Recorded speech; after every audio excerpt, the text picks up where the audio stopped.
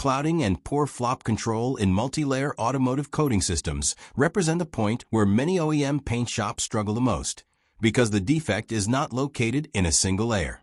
Instead, it emerges from the interaction between basecoat pigments, solvent dynamics, Clearcoat flow, and optical physics across layers.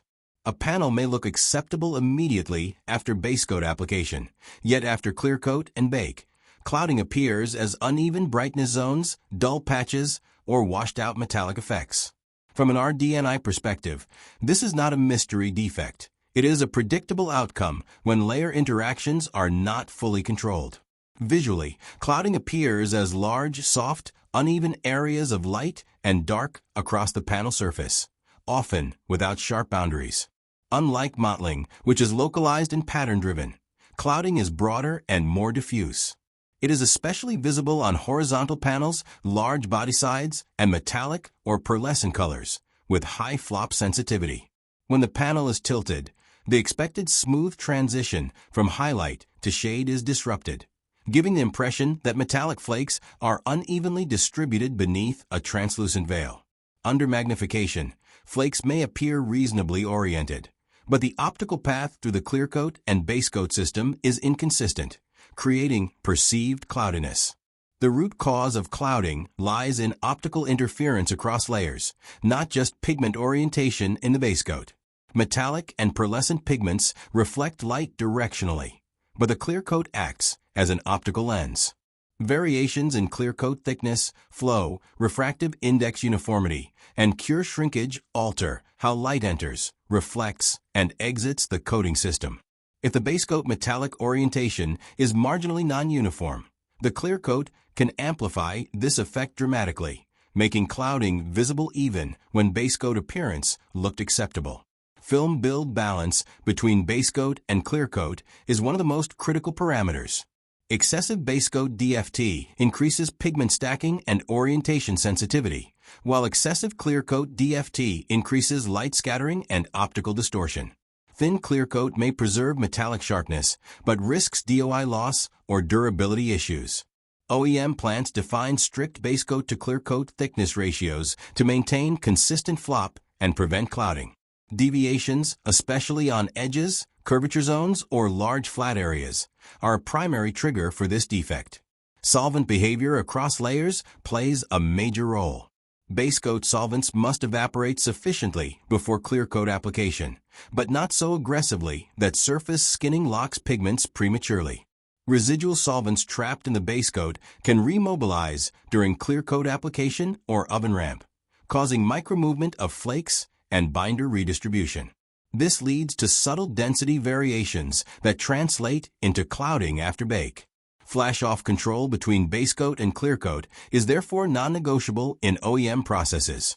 Tail solvent management, booth temperature stability, and airflow consistency are essential to prevent reflow-induced optical distortion. Additives influence clouding indirectly but significantly. Flow and leveling agents in both Basecoat and Clearcoat affect surface tension gradients and interlayer wetting.